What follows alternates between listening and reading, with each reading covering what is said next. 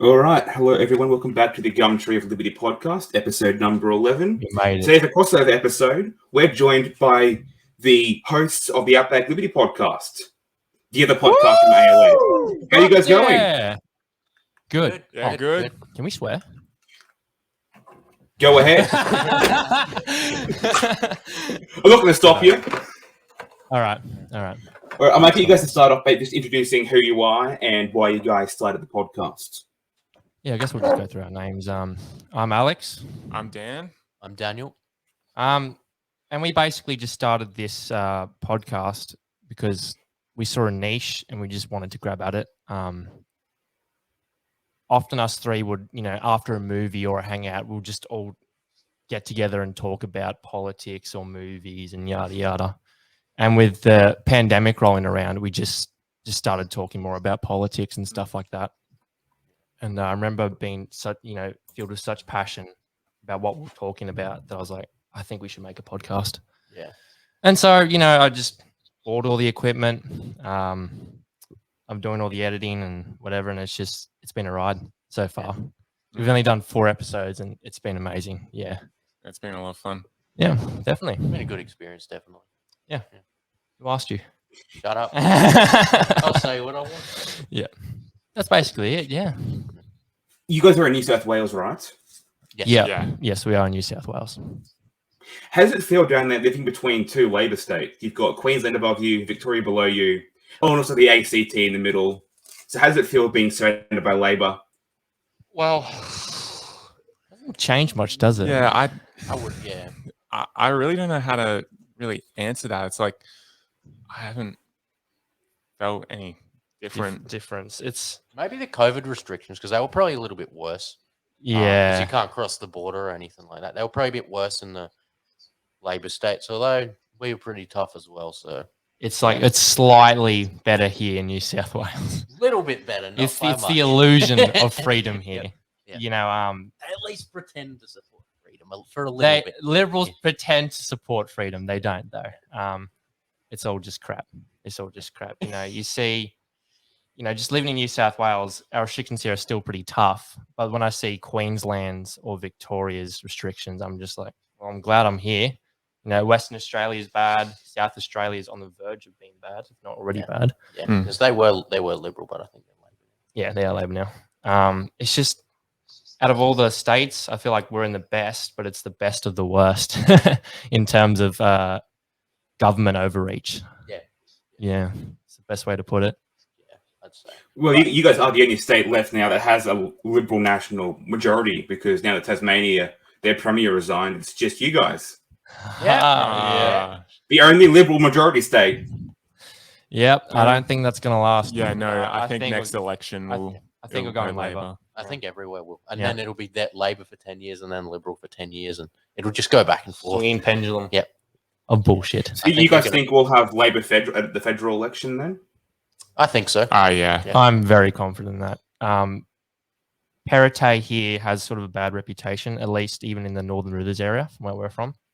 Because there's just rumors spread about him, like such things as, he wanted, he stopped, I think, a helicopter with supplies coming to Lismore for the floods, just so he could get a photo with it. That's just a rumor. I don't know if it's true, but, the reputation of the Liberal Party is sort of tarnished because of all these things going on right now, especially the floods that affected the Northern Rivers and such. Absolutely no one likes ScoMo. And I'm not saying it's Liberals' fault, obviously, because it can't all be Liberals' fault. But That didn't cause the flood, but... No. Yeah. People need to point fingers at someone, and I think that's going to be the Liberals' downfall. Yeah, definitely. Well, the Liberals are obviously behind the flood because, they didn't support climate change measures. So that's where the flood's here because of climate change. And that's the Liberals' fault for not taking any action on that. Yeah. Yeah. That's pretty much the narrative, isn't it? Like the standard view, yeah. But I think even with Labor in, even if you had Labor in all these years after the last state election, I still think there would have been a flood. I think that's just unavoidable. Maybe if they really put their resources into it, but both parties really don't like spending money. And when they do, it's just on useless crap. Yeah. Well, they spend it on themselves, not on us. Yeah. They give Yeah, so themselves a that- pay raise. They're very good at that. Very good at The that. disaster relief fund that was just put into the bank and just said, what now, $5 million, whatever it is. They tax money from us, put it in the bank, and they collected like almost $1 billion on interest alone, putting it in the bank. Not liberal. I can see why you want to be. People want to be an anarchist. Seriously, I'm like this close. It's just the very thin line, you know. Just one more stupid thing from them, and I'm gone. Okay, maybe just all the chaos will be better. Yeah, must be better than their organized chaos. Yeah. Are there any real liberty alternatives for you guys in New South Wales? Any real liberty parties or individuals in office that can help turn things around? This might be biased coming from me, but because I'm a member of the Liberal Democrats, I think honestly they are the best choice. Consistently, they haven't really wavered on their own opinions. They won't just fold to whatever. I think they're just hard set on just achieving freedom. I think they are the best party. Then we got other parties that I think they want to give the idea of freedom. This is just my opinion anyway, like the UAP, maybe even One Nation. I think they like to throw out these words of freedom and liberty, but I don't know how far they'll go with it. I could be wrong, but there's obviously interest for Clive Palmer to start his own party, right? For his businesses, but we'll just see how they go, really. But my primary belief is definitely in the Liberal Democrats. And honestly, not many other parties besides that. Yeah, I share the same sentiment. Yeah. I don't know who else there is. I used to sort of like the shooters and fishers because I was pro-gun, but they're pretty weak on that. So they sort of pretend to be pro-gun. Yeah, they're not a bad party. Yeah, they'll probably be my second. But shooters and fishers, but still they're a bit weak. They would waver, but I think Liberal Democrats are the consistent party. Even in New South Wales, I've seen even all around Australia. I think they should be number one if you're a libertarian. Maybe not an anarchist. At that point, you just overthrow the government. You don't put any ballots in. Yeah. But I think they are the best party for fighting against tyranny and achieving complete freedom. Yeah. I think we could probably all agree with that. Yeah. Because I just don't see anyone else. Yep. That's our opinion. Well, I think they're pretty good down south. Limbrick and Quilty in Victoria. They're not so crash hot up here in Queensland. Running Campbell Newman of all people for Senate. I keep saying that I do not like that. I can remember his premiership. I'm not going to vote for him at this election just because of who he is as a person. But I definitely see them being a viable option, the lesser of all the evils. Yeah, definitely. But it's weird that you said that SFFP isn't very pro-gun because we don't I don't know much about them because we don't have them up here in Queensland. We've got Katter instead, and he's got his own interesting pro-gun, anti-gun stance, which is have every boy put into cadets, have each of them use a firearm and be trained in it, but women can't do anything like that. Women can't be let into cadets and they can't be given firearms. If they put women in it as well, if they gave them the option, I wouldn't mind. But I wouldn't force them to do it. But does he want to force them to do it? Was that his thing, or he said that all high school boys get put in cadets and give them guns? No, I wouldn't force it. Maybe at best because I used to be a cadet actually. Yeah, me and Dan here used to be cadets. It's definitely a great thing to do, but I would never force anything on anyone, period. It's the same sort of feeling with vaccines, I'm vaccinated. I probably won't get a third one, but I would never force it on people. Yeah. I guess that's sort of our same mentality. It's almost like, no, it's not conscription, but I think cadets is a good thing, but I don't think it's a good thing to force on people. Yeah. I don't think anything forced on people is a good thing. Yeah, I agree. Yeah, I think that's a good point. Yeah. What's the vaccine mandate been like in New South Wales? Because I think it lifted 3 years ago in Queensland. It's still going in Victoria. So how's the vaccine mandate been there? Because if I remember seeing stuff correctly, you guys dropped it pretty quickly, the mandate, from what I've seen. Yeah, it's gone now. Yeah, they got rid of it at the start of the year, thankfully. Yeah. I'm surprised. Surprised. Yeah. Well, they've got to win the election somehow, my friend. Yep. Yeah, they did drop it early, but you see in South Australia where they still have restrictions for teachers, and I think policemen lifted for people who are not vaccinated. And I know teachers. My mum's a teacher, and she's, you have to be vaccinated to work as a teacher, and we're really struggling with teachers right now here in New South Wales. I think all around Australia. Yeah. But there's certain things like the mandates, we've lifted them very early, but they're still keeping a little bit of foothold in on the restrictions, Yeah. They've just got their little pinky toe and they're just resting on the restrictions. Yeah. If they ever want to, they can just overstep and just bring it back. Yeah. It was the only reason I think they would have kept it if they thought they could have got away with it, I reckon. Yeah. Definitely. But they know they need votes for an election. Yeah. I think that's why Queensland got rid of the mandate. Definitely. Right before Easter, right before the election, it's all to win votes. Oh yeah. Unfortunately. Yeah, that's it. That's all it is. It's just you can see it as plain as day. It's I funny. think It's funny how all politicians pick up at before election time and start doing stuff. It's like you waited till now, okay? Yeah, that's the old ScoMo technique right there. Scotty from marketing. Well, speaking of ScoMo, did you guys hear that he's given New Zealand their refugee deal?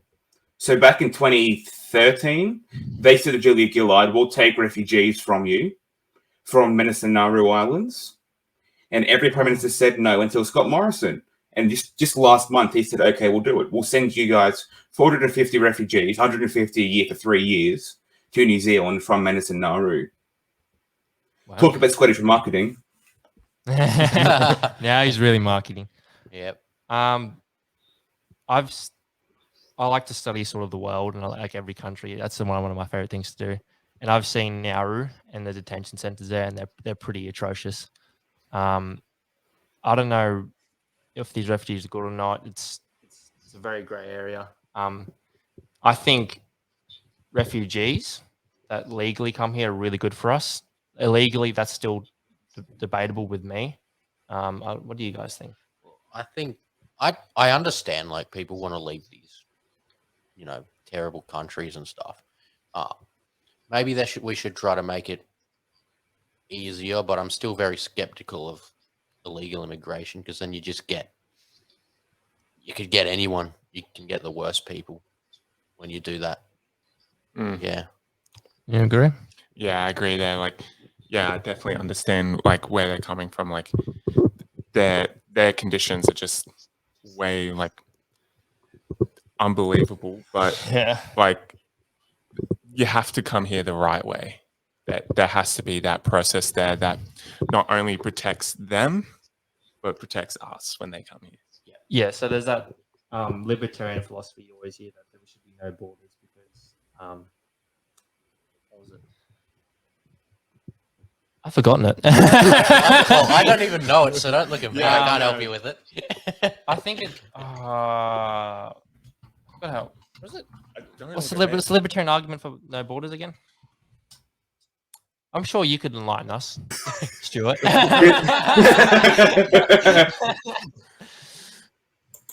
I think as an anarchist, the big one for me is, borders are put in place by states. And that, as the anarchist, their states shouldn't be, so therefore the borders shouldn't be here. I know a big one for the pro borders, or for the pro open borders movement is, the freedom of movement, freedom of association, and also the fact that, there's studies coming in America that say that having the illegal or having immigrants come in is actually a net positive for the economy. They aren't a strain on the welfare state in the US, although I guess that's different over here with the public health. Yeah. With the public health that we have, there'd probably be a lot more taxing for tax dollars than it would be in the US. So it's a bit of a different situation. But on the other hand, seeing people be in camps for up to 10 years or even more is, you look at that side of things and you say, well, that's also not fair to them. Djokovic was put in one of the hotels when he was, earlier this year. And then after they let him go, then eventually the government decided to free all those refugees, but just from that hotel because they got media attention. So it's the only reason they're doing this is because of, winning votes. It's all about winning votes these days, unfortunately, especially, a month before the election. So there are both sides of it. I can see the argument definitely that, some of them are shady characters, but then again, we've got plenty of our own shady characters here already as it is. Exactly. Yeah. Yeah. I guess that's the main argument I was trying to pull from my head is that if there isn't a welfare state, I guess free movement of any person should be fine. Then again, someone just moves here, doesn't really contribute anything, and could take up certain areas of the street, and just it just all comes down to the individual. I think you can't just group all refugees as bad, and you can't group all refugees as good. You have to, I guess, case by case. I don't know if that's why it takes so long to have them come into the country, but it's definitely a grey area, and there's always debate for it. It's not set in stone that this is good and this is bad. You got to really talk about this topic. Yeah, absolutely. Yeah, I agree. But something a bit more lighthearted than refugees. Elon Musk is trying to buy Twitter. Mad lad. Absolute mad lad. I love him. Apparently, Do you guys think that that'll make Twitter more of a free speech site, or will he just ban a liberal leftist speech? Now, I would like to believe that, but at the same time, he could just be fooling all of us and just in it for the money, making more money. There's always incentive. Yeah. I'm not inclined to trust billionaires. I sort of hope that, he has a little bit more sympathy towards like the conservative or libertarian side, like people who aren't like extreme left. And he might. I think he might, but I'm still not really inclined to trust him. Yeah. It's also a sticky situation. I don't think he's the majority shareholder anymore. No, he's not. No. Isn't it Black? That weird company. Vanguard. BlackRock. BlackRock. It's one of them. It's one of the two shady massive corporations. I found that very convenient that they just rocked up and stopped anything from happening. I don't know if he's been holding his tracks completely, or if he still has a chance to buy Twitter. I think it would be a good change. Then again, there's always incentive to do certain things with what you buy. But if he truly wants to do it just because he likes freedom of speech, then that's fantastic, and he's using his money to do that. Yeah. But we just always got to take into account why certain people are doing certain things. Just sink a lot of money into Twitter just because Babylon B posted something, and he wants that joke back. Was it worth the money? I feel like there might be more to it. You reckon there might be more to it? There could be. I hope there's not. What could he do with Twitter? I don't know. That's the thing. Honestly, as much as I use Twitter, if he just deletes the whole thing, I don't care. That would actually be good. My mental health would improve. Yeah. I think I'll be finally freed. But also, I do think when you give one person that sort of power, you got to be careful. Every single person is capable of using power. Exactly. Yeah. And we all think we're going to do everything the right way. Yeah. As much as you like someone or a group or a party, even if they have 100% of the power, it still can be a very shady and sticky situation. You got to be cautious of. No one should ever be given 100% power, especially in government. No, except me. Except me for this podcast. Shut up. Yeah, I share those concerns that it could be something more going on there. I guess my stance on it is that we know he's opposed to Biden as a whole. He did get invited to the electric vehicle summit that they had at the White House, I think last year. But the way I see it is he's just using this to get conservatives buying his cars, because he knows he kind of most of his cars are the environmental electric. He can make the environment argument to the left, but not to the right, because a lot of the right are more skeptic about the climate change argument. So by doing this, he then gets them buying his cars because they think he's on his side. So that's the way I see it. Yeah, that is a 4D chess move. That is actually no, he does that a lot. He tends to buy up things, hype them up, and then sell them when they're really doing well. Like with Dogecoin, remember that? Yeah, that was the he's very good at that stuff. Like, and he starts talking bad about Bitcoin, and it goes down. Then he buys it up. And he starts talking about it. Yeah, it's like saying how it's bad environmentally and stuff. I don't know if he's doing a character, but you see things like that, and you go, you got to be skeptical of people, everyone. Not saying you can't trust anyone, but you've got to make sure that you don't want to put all your eggs in one basket, essentially.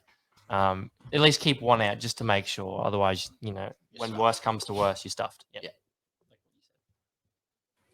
Do you guys think that he will lift Trump's Twitter ban? Hell yeah. Yes, I hope so. I would want that. I think can't would wait. be bloody hilarious. Oh, everyone, all the left would just go nuts, and I'd be rolling around laughing. I do think you will be. You allow more freedom of speech on Twitter, but then again, I don't know what he could be doing with else on Twitter. I don't know if he could be selling more data, or it just depends. And if something comes out about it, I'm not surprised, But we'll just have to see, I guess. So I believe it was last week.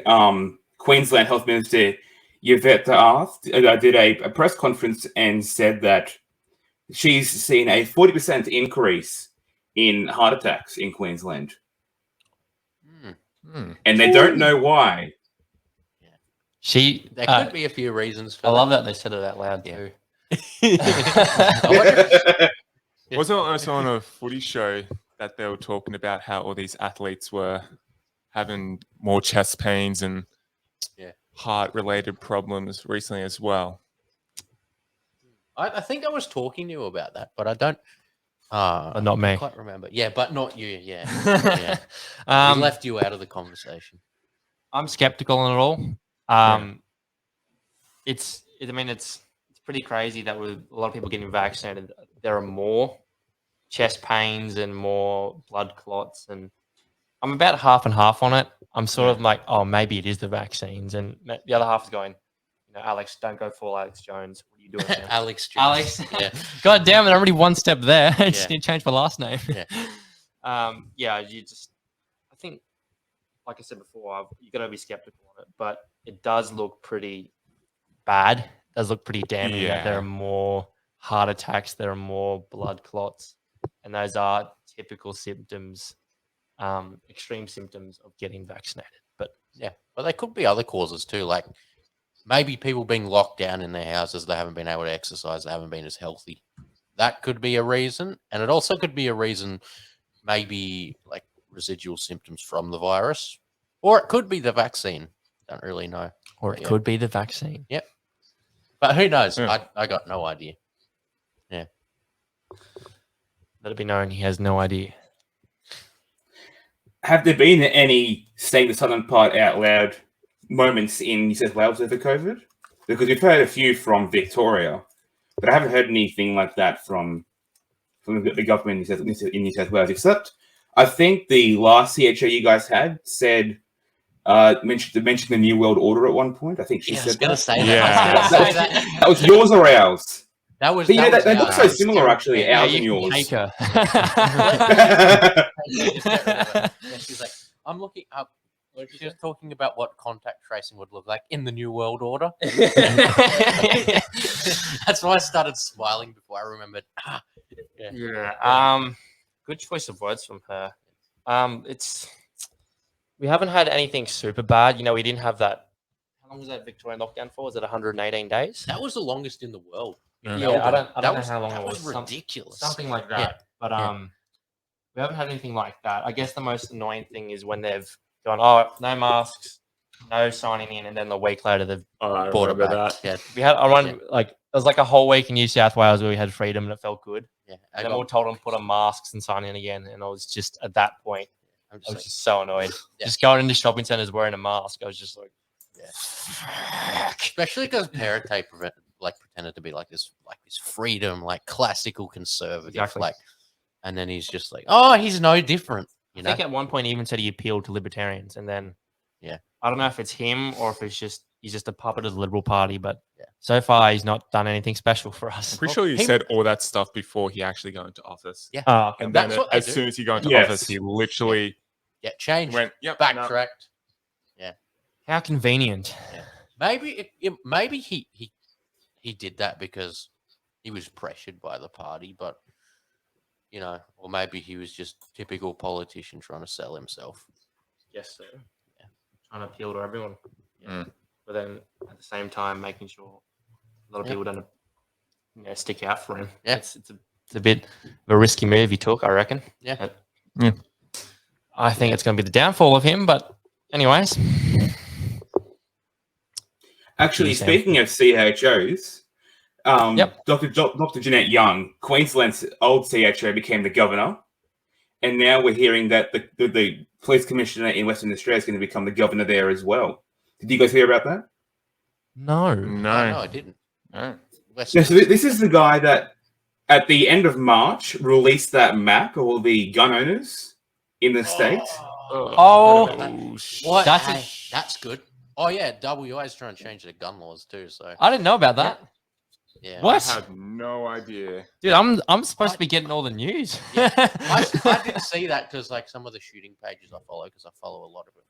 Yeah, that's just like, and someone who wants to steal a gun, they're going to be able to say, okay, there's people around here that own guns. Let's go break into their houses and see if we can get exactly something. right. So it's not for public safety. It's to intimidate gun owners. That's what they're trying to do.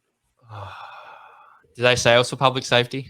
That's what everything that they claim that all the time. It's always public safety. It's always public safety. Yeah. Oh God. Yeah. And I think he banned gel blasters last year as well. Yeah. Is that South Australia? They're banned. I'm sure they did as well. States. Yeah. They're banned here. Not in Queensland. Not in Yeah, not Queensland. in Queensland. They unbanned them, I think, last year or the year before. Only last year? Oh wow. Well, you can have fun with your gel blasters. I guess we'll stick with the slingshot and rubber band. Yep. And they come and take our single shots away too. I guess the slingshot would be a single shot, wouldn't it? Actually, a prohibited weapon too. A slingshot. Yeah. Never mind. Forget about it. Yeah. Never mind. Literally everything. Can we do finger guns? Can we No. at least do no? Okay. Didn't they like? No, they didn't ban finger guns. No, not finger guns, but they like banned toy guns. I don't know.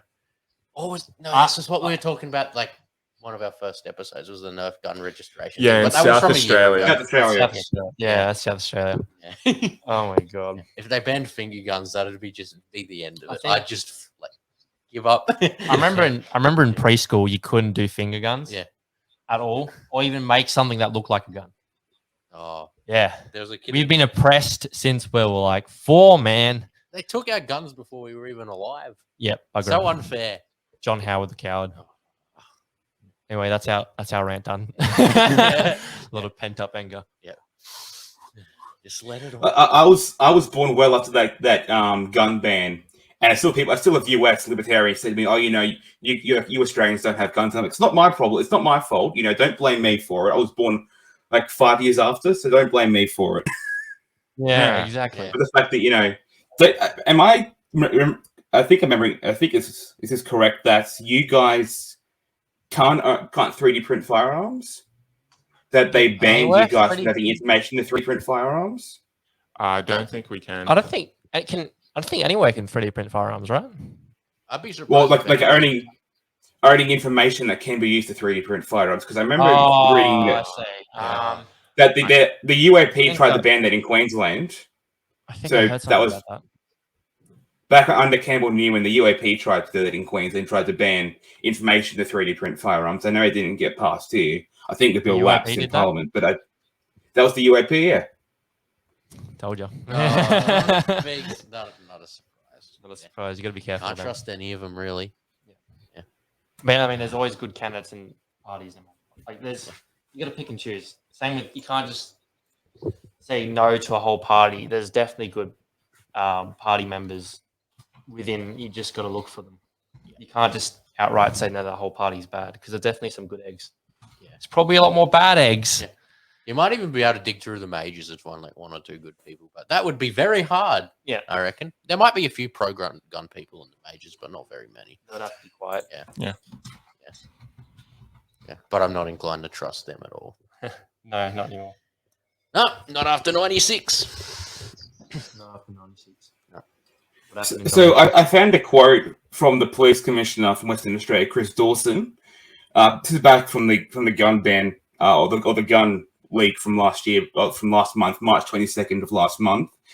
He complained that there are apparently 12 registered military-grade sniper rifles in the States and used that as justification for more gun control. So 12 people have a license to own sniper rifles, which are basically just high-powered hunting rifles. Yeah. Wow. And they don't even they don't even know what I don't even think they even know what a military style firearm is anyway. No, You know, it's probably like not. a sniper rifle. Put a scope on it, and it's bolt action. Now it's a sniper rifle. That's what they tried to do in the United States.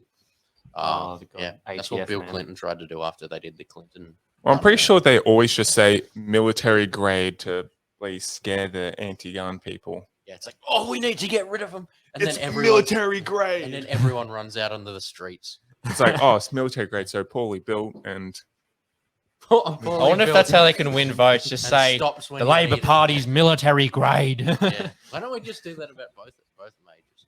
What, bin them? Yeah. Yeah. Yeah, let's just do that. Why not bin all the parties, or at least the Nationals and the Greens? God. Oh, get rid of the Greens too. Yeah. Yeah. No, Who's worse, Labor or Greens? Greens. Oh, Greens. Yeah, I'd say Greens. Greens. They're too left for me. Way too left. Yeah.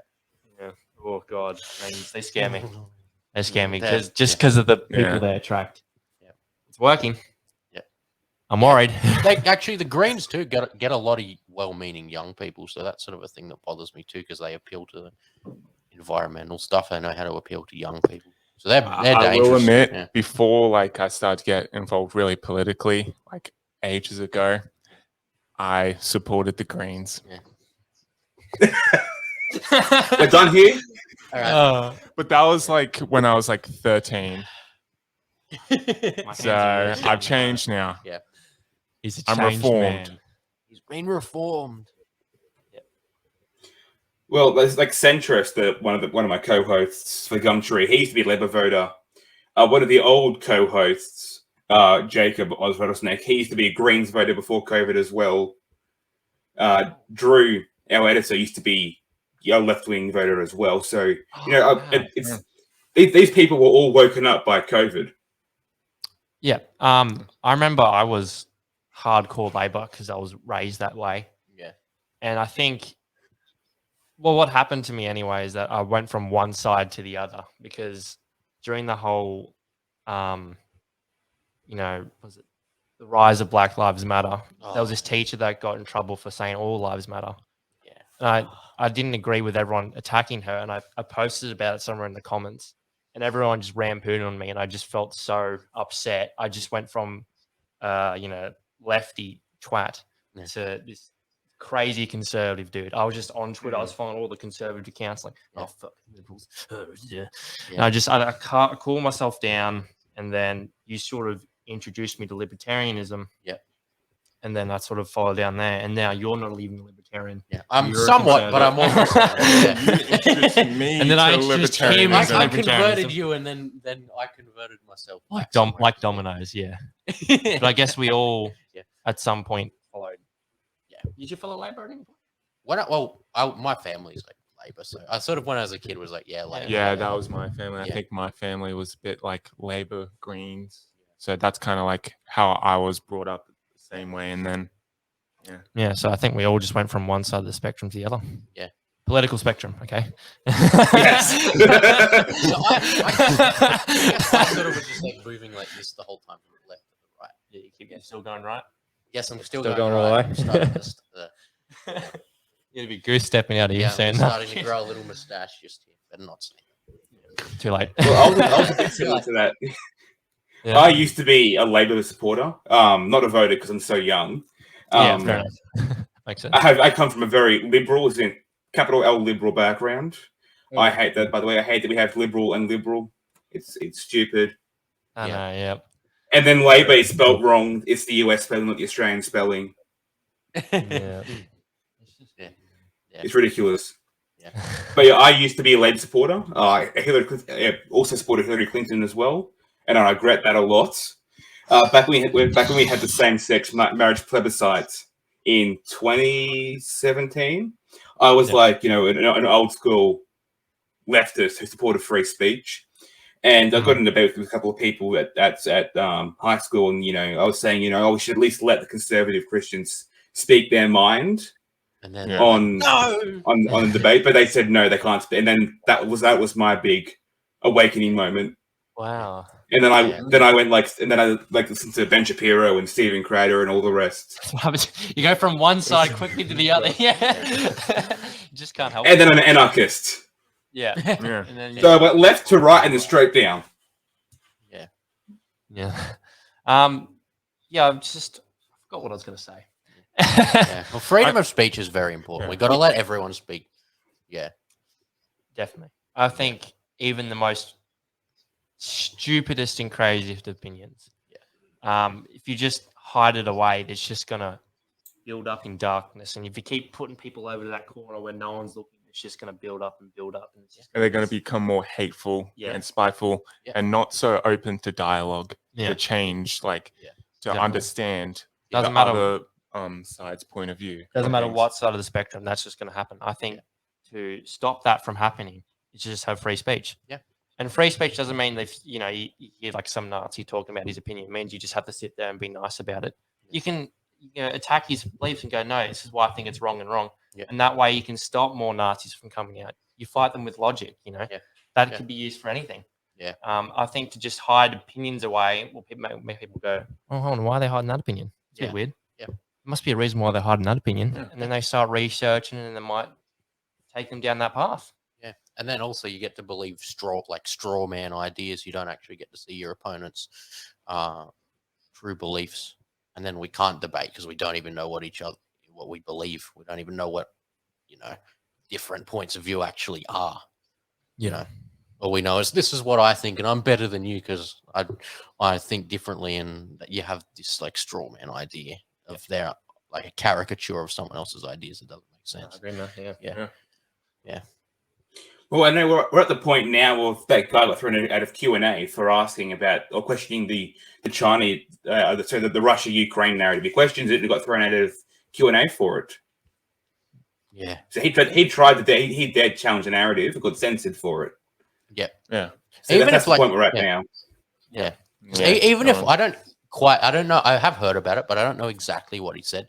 Even if what he said is ridiculous, I don't know if it was or not, let him speak. And if it's ridiculous, then we can come to that conclusion. Yeah.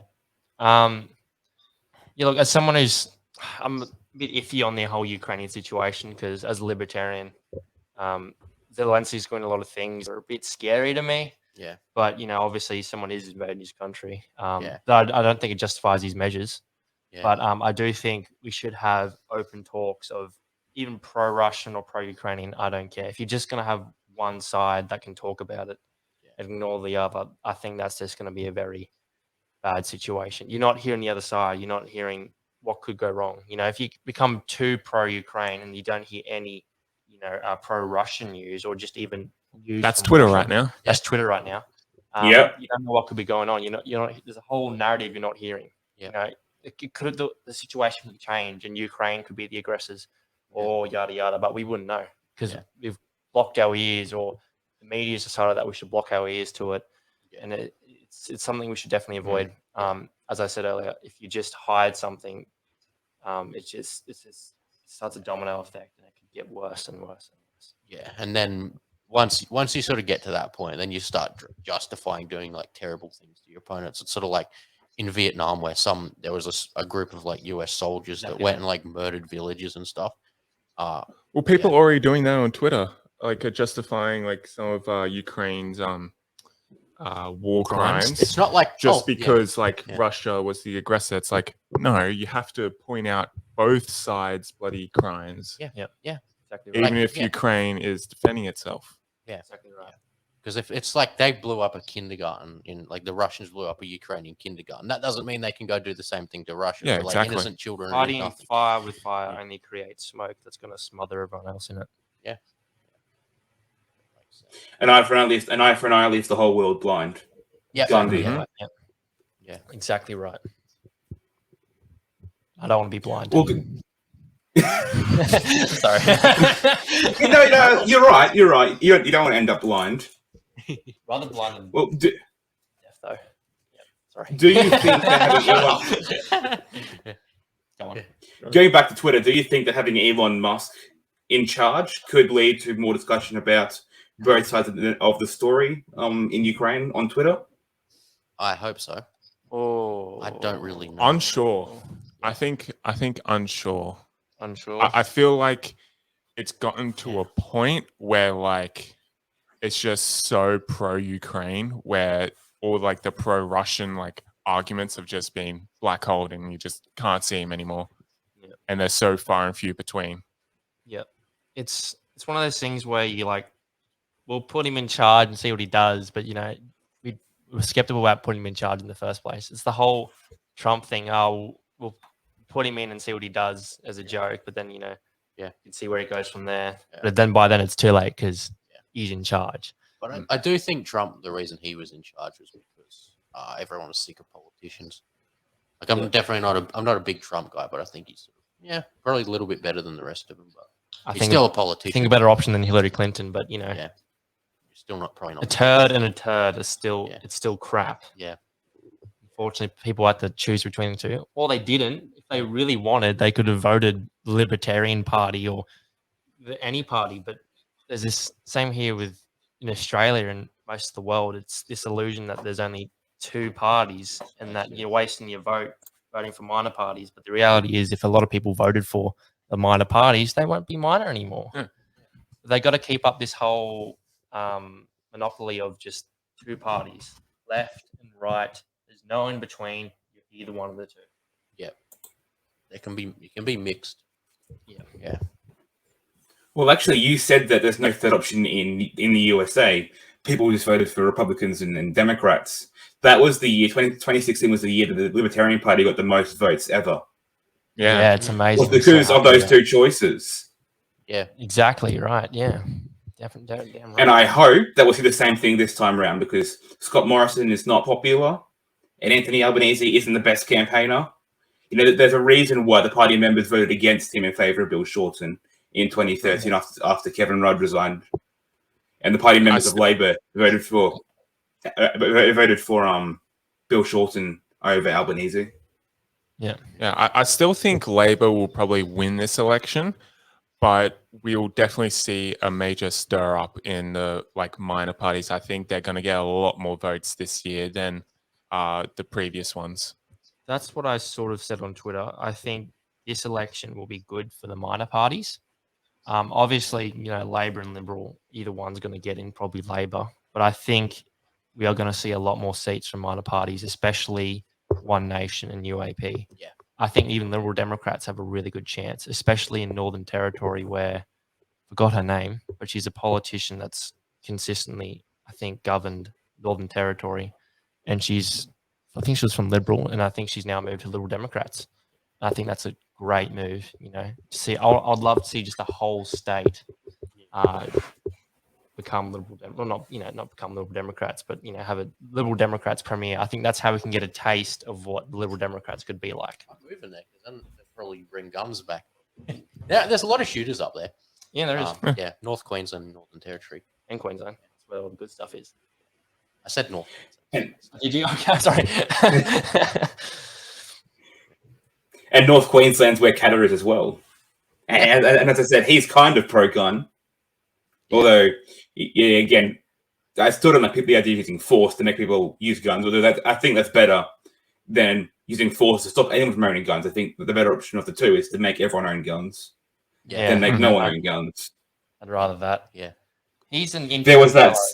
Oh, yeah, sorry. There was that city in the US where they made gun ownership mandatory, and violent crime is dropped completely. So yeah, it's a Republican. It was a Republican city. They made gun ownership their mandatory.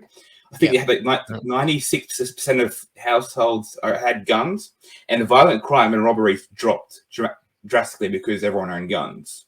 Yeah, that was in Georgia, wasn't it? Because I know that I think so. They're a Republican state. Of course you would know. It's because American politics is at least more interesting than Australian. Oh, 100%. Oh my god, yeah. If we had a Trump, which I guess Clive Palmer could be a Trump. Yeah, it's just more fun to watch. Yeah. And we also have a Joe Biden, Anthony Albanese. I guess Albanese. Not quite as bad. Not quite as bad. He's probably not crapping his pants every 5 seconds, grilling it in the White House basement.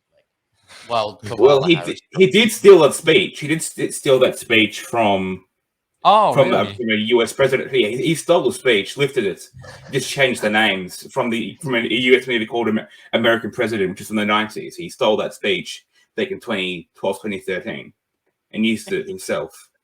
Well, there you go. So literally, in fact, Joe Biden, at least, he steals his speeches from people who are real politicians. Albanese stole his from a movie. So in that sense, Joe Biden's a bit better. Oh, God. I wonder who like Joe Biden's handlers, because he probably has handlers, probably just thought, oh, what are we going to get him to say? Oh, no, we'll just take this old speech and recycle it and give it to him. Okay, he's like the Joe Biden's like that kid who knows nothing in class and he does really bad, but his mum helps him out with the assessments and stuff. Yeah. And that's how he gets through it all. Copies off the kid next to him. Like, yeah. I see him at conferences where he looks lost and alone and people ignore him. And I just go, he's definitely a puppet. Yeah. You know, you almost feel sorry for him for a second. Yeah, you do feel sorry. What about that one recently where he like shakes hands with like nobody? Yeah. Okay. Yeah, definitely. He's done that like twice. I think. Because then another video came out where he did the exact same thing. He was speaking at the podium. Then there was no one there. He went to shake no one's hand. There was someone there. He tried to shake their hand. Oh God! Yeah. He's almost like a robot at this point. Yeah. He's got a program that's like do this and do that and do that. I feel bad. It's they've got someone from the retirement home like, oh, you were pretty popular back in the day, and they're just making him do all this stuff. Yeah. I think probably the long-term goal would be have Kamala Harris replace him. That's very scary, though. That'll make you want Joe Biden to get better. I've heard she's not popular in the United States. I don't have any info on me right now, but that's just what I've heard. She's the most unpopular or the least popular vice president ever. And that's saying something because Dick Cheney shot a guy with a gun and she's more unpopular than he was. Oh my God. He was Bush Senior's vice president. He shot someone. I've heard about that. Yeah. Yeah. Shot someone with a gun. Wasn't that it was like an accidental hunt? They were hunting and accidentally shot him, was it? Yeah. Accidentally. Yeah. Yeah, I've seen the Family Guy skit of that. That was hilarious. Yeah. Oh, she's just horrible. Really. She's pretty bad. And I thought Tulsi Gabbard's rip on her would have been the end of her, but I guess not. Diversity. Because considering how racist Joe Biden has been in the past, the racial jungle speech, opposing 7-Eleven, opposing same-sex marriage, all this and I think he was vice president when he said that he opposed same-sex marriage, or at least was campaigning for being vice president when he said that. And Obama was not happy about it because Obama was saying that he was pro same-sex marriage, and then Joe Biden goes out there and says the exact opposite thing on television. Yeah, like he's also the most unpopular president ever, worse than Trump in polling. Joe Biden. They're probably regretting the decision right now. Oh, wow. Wait till the midterm elections happen, though. They think that there'll be a red wave. And then they'll just say Russia was meddling. I always love hearing about the red wave. It's like a mythical creature. Yeah. We're just waiting for it. And hopefully, I kind of hope. I pray for the red wave to come. Yeah. I think they're a little bit less bad than the Democrats. I do think this whole Biden mess.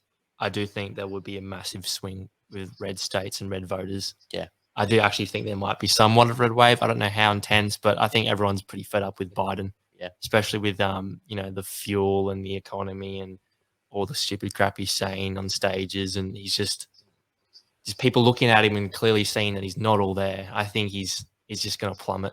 Yeah. There was a guy who went and got these Biden stickers, and it was like him pointing at the they put it on the fuel. I saw that. Yeah, so pointing at the prices, going, "Oh, I did that. That was funny." Yeah, I like that. Yeah. Well, do you think that he'll run again in 2024? Yeah. Or do you think they'll try and get Clinton back in? I don't know. He's going to be very old then. He's going to be like 82 or something, or 84. I don't know how old. Are they going to stop fielding out really bad candidates? Is AOC old enough yet? Oh God, she's like 30. She's not old enough yet. She's like 30, early 30s or something. You need to be 35 to run for president. Yeah, that's it. Yeah. I think it's 35. And she's 32. So she can't run next time. More years. But she can run the time after. She can run afterwards. So 2028, she can run for president. The new Bernie Sanders. Oh, she'll be worse. She'll be just like a stupid version. See, Bernie Sanders is, no offense to him, he's on the way out. He's getting pretty old. Yeah. But we've got to deal with a younger Bernie Sanders for like a goddamn 70 more years or so. 60 more years. You know, it's like, oh. No, thank you. No. But then again, you know, it's always good to have political diversity. You know, it would be pretty annoying if we all just had conservatives just talking with each other. So it's as much as it is fun, you just certain people really just grind your gears. Yeah. So you said before about having an Australian Trump. Do you think we actually have one? Because I know that the left like to say that Scott Morrison is our Trump, but do you think we actually have an Australian Trump? He's nowhere near as charismatic to be like as Trump to actually be an Australian. Clive Palmer. Clive Palmer is our Donald Trump. Okay, if he was going for Liberal, that would be the most interesting. Even if he's in the UAP, I think he tried to jump on stage a week ago or so, and I think he missed the stage and he got to go to hospital. He's doing funny crap like that. Like, he's entertaining to watch. I don't think I want him in.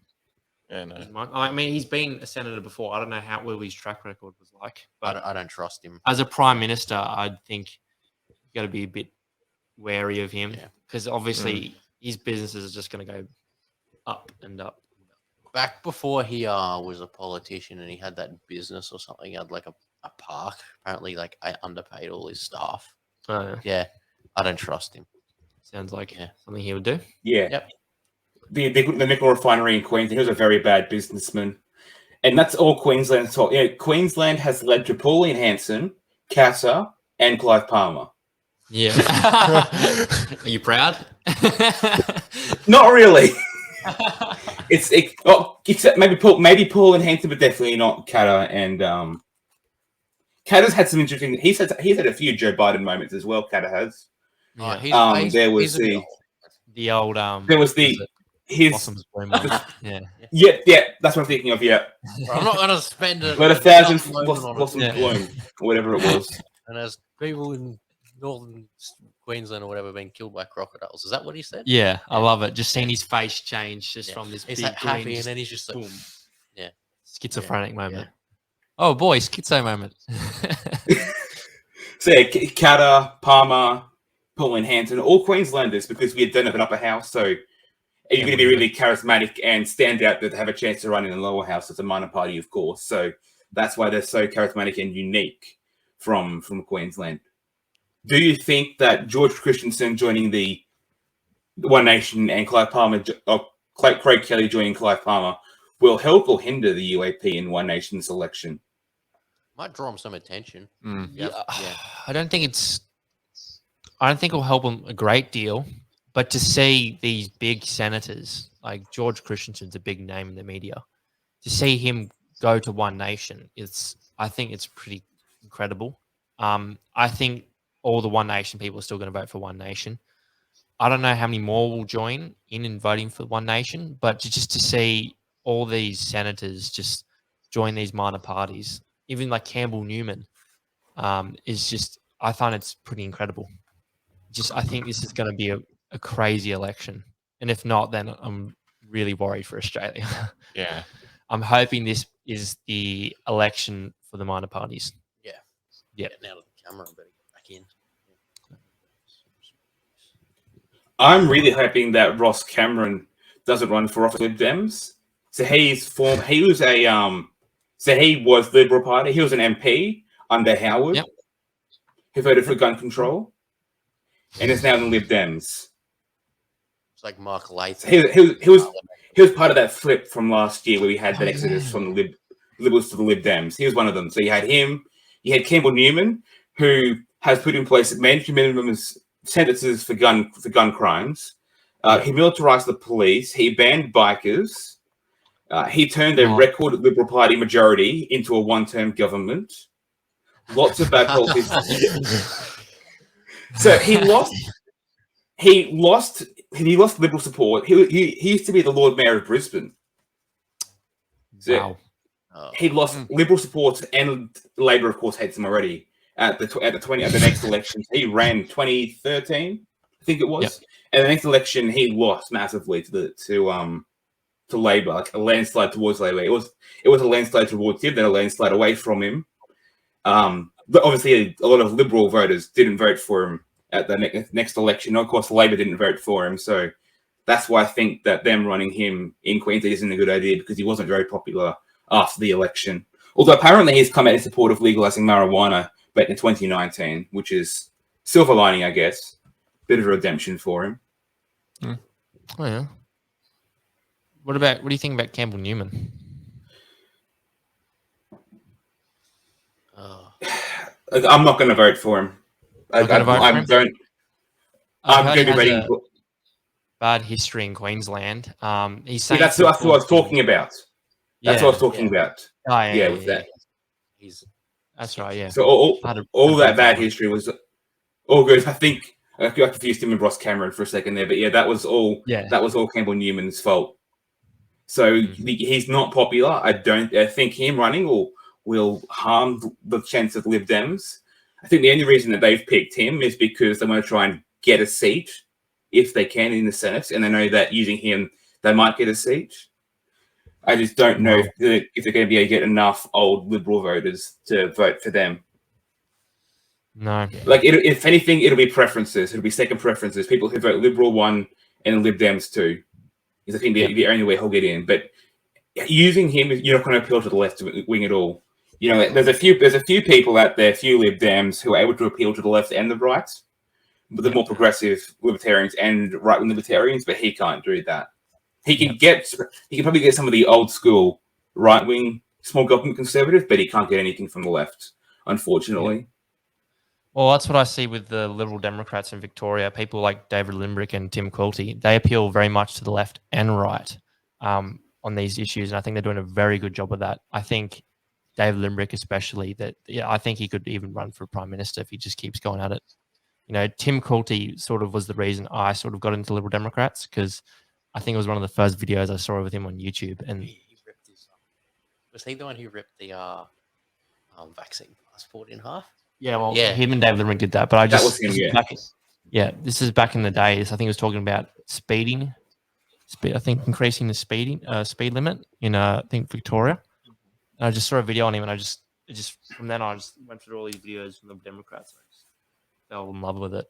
And you know, I think any more Liberal Democrat politicians like that, people that appeal to everyone, left, right, centrist. To have someone more right-leaning could be a deterrent. Like if you see some of Campbell Newman's posts on Twitter, he does seem to attack a fair bit of people on the left. That could alienate people. The best way to have everyone sort of, you know, come vote for your party is to sort of make it feel like it's a very open party. Like you're not attacking anyone. You just want everyone to be free and happy. And I think Victoria is doing an excellent job. I think, in my opinion anyway, the Victorian branch, Liberal Democrats, are the best branch in Liberal Democrats so far. Yeah, and plus they've got, Labor's done a terrible job there. So. Yeah, I think. So hopefully that gives them some attention. I just don't want Dan Andrews in Victoria more than anything. He is an absolute nutcase. He's the worst politician in this country. I have to agree with you on that. Yeah. Yeah. We're going to have election overload in November. We've got US midterms. Texas has their election. And we've got Dan Andrews as well in Victoria. So 3 big elections that are going to be covered by the news, because it's Texas, so it's a big state. So 3 elections in 1 month. Yep. Wow. I've got to be on the ball on this one. Texas has had the same governor for years. He's really, well... Really? Yeah, Greg Abbott. He's been in for a long time. Oh. Yeah. There you go. You think he's against Beto O'Rourke, though, so... Oh, yeah, that's easy. That's easy then. God. Beto, more like beta. Ha ha ha ha ha. Just keep a video of him like riding a skateboard on stage, like trying to appeal to the young people. You just look. He did that. Yeah. Yeah. There's a video of him like He's on a skateboard. He rides on stage. It's almost as bad as Pokemon Go to the polls. Oh, that was horrible. Yeah. That's why she lost the election. Yeah. All that. It's so fun watching the politicians try and appeal to the young voters. Labor put out that ad comparing Scott Morrison to Iggy Azaleas at one point because he was when he was talking, he was like this ranting on about stuttering on, and so they tried to compare him to Iggy Azaleas, which is not at all relevant to appeal to the young voters, which is what that ad was aimed at young voters, and that was Iggy, who's a lot older than people would remember, like younger voters, like Gen Z voters, like myself. Completely went over our heads. Exactly. But I think the Greens are best at that, probably getting young voters. Yeah. Oh yeah. Oh, they're very good at it. They're very good. If you've probably seen them, but One Nation's animations on the what's it called? Please Explain series. I think that's fantastic. I think that's kind of fun. As much as I don't like Pauline Hanson, and I didn't want to like these animations, they are just hilarious. Obviously, they're biased because they don't attack Pauline Hanson in these animations, but they're just funny to watch, and they will appeal to anyone. They're not like boomer humor. It's actually really funny stuff, and I think more parties should be doing it. I just keep thinking of who was the one who was walking out of the massage. Who was that? Anthony Albanese. That was fun. I think it's good to see something like that attacks all sides, except of course One Nation, but it attacks both major parties. It reminds me a bit of the work of Clark and Dorr from before Clark died back in 2017, 2016.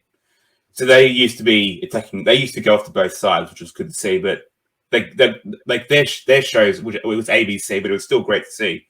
Like every week, they had like a couple-minute segments on ABC, and it was like everyone could rally around them and find support there because they went after both sides.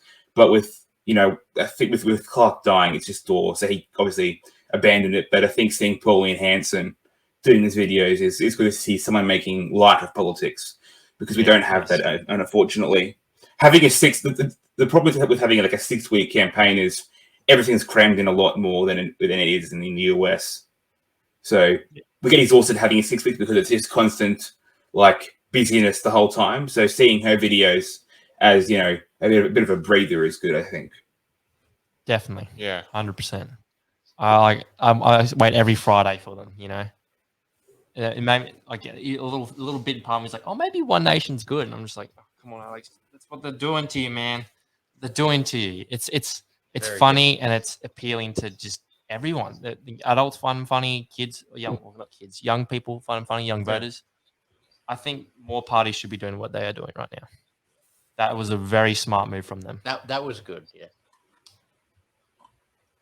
I think it's something the Greens. I'm doing. I'm trying to think because the Greens are so good at getting young people. I think it's to do with the environmental stance. It's just like that's what pulled me into it when I couldn't vote, but like a young person, it's like, oh, they really care about the environment. That's what pulled me into it. I think it's because young people. I don't know why. Young people seem to be so interested in those issues like environmentalism, like the LGBT, like all the really left stuff. And then they appeal to it. Or maybe the Greens are the reason they're into it. I don't know. Because even if you went to the United States, like a lot of young people would be quite left wing there too, I reckon. Yeah. I don't know. Well, it's because teachers tend to be left wing as well. Teachers and tend to be left wing, and they're often Labor or Greens. I noticed that, especially public school. Private schooling, not so much, but definitely a public school. Lots of Greens, and because they're public teachers, so if they vote Greens and Labor, they can get pay rises from it. So incentive, that makes sense. Yeah, and all the young people then get on the lefty bandwagon and But even then, like all the private schools, they compete for government funding anyway. So all the private, we think it's private. It's not really, because they still compete to get government funding. Like I've seen schools compete for it. And of course, to do that, they're going to want to be pro Labor pro-Greens as well, because we've seen, like with the ABC, for example, that the Liberals will screw them over, but the left will give them more funding. So you vote the people who will give you funding. Yeah. And I think that's where it comes from. Money. Yeah. I think it's pretty similar to the ABC. There's incentive for the ABC to, appeal more to Labor, because Liberal tends to want to kick ABC out, which is why a lot of shows, at least from what I've seen, they tend to be very left-leaning or attack the right wing a bit more than the left wing. I'm not saying that there isn't some good content on there, because there is, but there's always incentive if people are going to give you money for it. So they're going to appeal to the party that's giving you the money, not the one that's not giving you the money. I think their best program. I think their best program right now is probably Sean McAuliffe's Mad as Hell. But even then, he still goes after the Liberals more than Labor. But having said that, the Liberals are also the government, whereas Labor's opposition. So I reckon if Labor wins, if he continues to go after Liberals more than Labor, then we know that there's bias there. I guess it's a hard thing to tell that.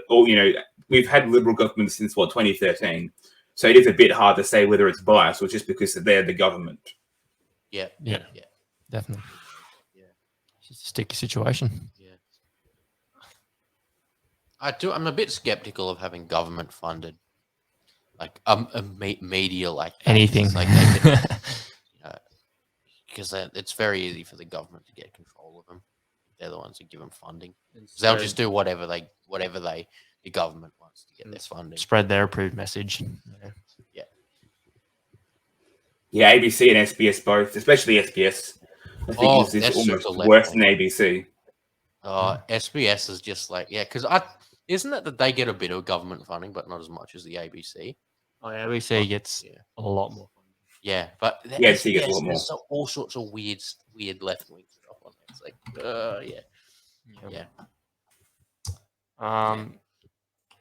I think I heard. I think it was actually from the One Nation animation, one of them, that they said that the ABC essentially it costs about $10 per month from the taxpayers to run it, which is almost like Netflix or Stan. But I don't know if that's true. I just saw that on the animation. I have to do a bit of research myself. But if that's true, that's just pretty interesting, and I would like to unsubscribe from the NBC if that's the case. My subscription. I think it's around $10 or $11 per month, and it's like, and the left actually then said, well, it's just like paying for Netflix and stuff. It's not that much money, and my response was, I choose to pay for Netflix or whatever, or Disney Plus or whatever. I don't choose to pay for the ABC, SBS. It's like Netflix, except you're forced at gunpoint to pay for it. Good point. And if you don't pay for it, you go to jail. Not wrong. If you just walked up to the government and just said, "Oh, can I cancel my ABC subscription?" I don't think they'll be happy about that. And if you didn't pay your taxes, they would take you at gunpoint to jail. So you're forced at gunpoint to pay for it. Yeah. Because there are people who don't watch ABC, but they still have to pay for it anyway. So it's like, well, use their funding to something that's better. Like, it's more in their interest. And that's the problem with government. It's funny that you can't choose where it goes to. Like, I was talking with the Centrists a while ago about, funding the military, for example, and how pacifists basically still have to pay for the war machine, basically. Like, if they don't want to fight themselves, they still pay taxes that are going towards, buying the newest tanks or whatever. Yeah, so they're still not paying for it.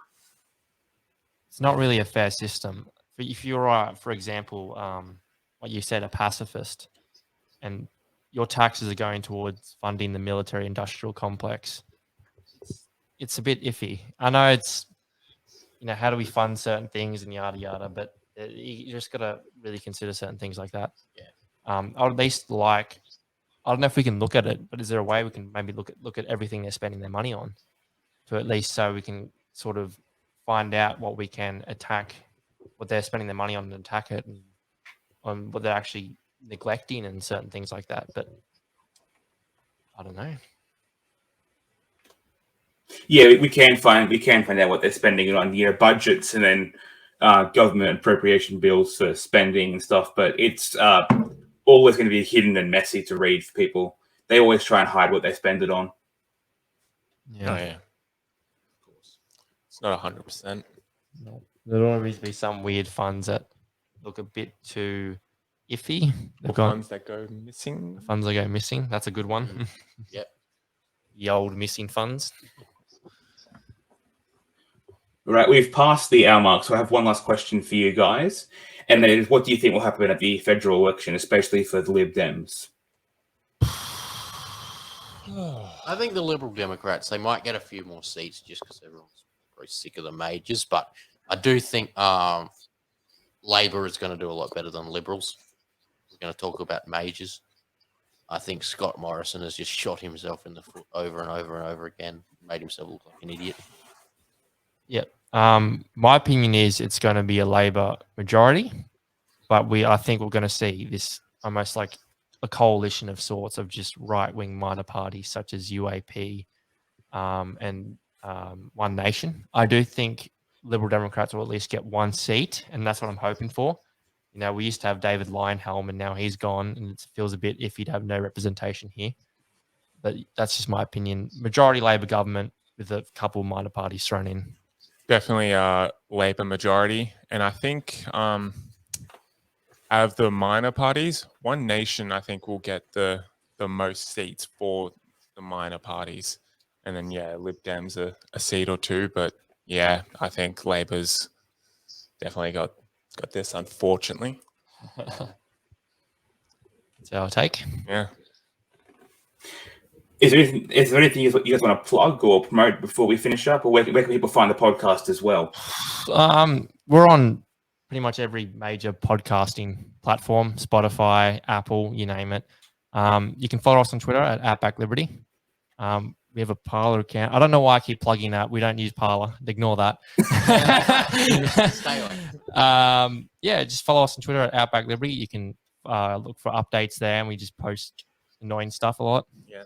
Get suspended every now and again, but we're on Spotify, we're on Apple, we're on Google, and most of our content besides podcasting will be posted on Twitter. And we're also on an Antifa watch list. We're also on an Antifa watch list, but that's we'll ignore that. I think we all are. Yeah, I think we all are. That's it. All right, thanks, guys. Thanks for coming on the show. Thank you so much for having us on. Thanks, mate. Yeah, thank you. Thank you, man.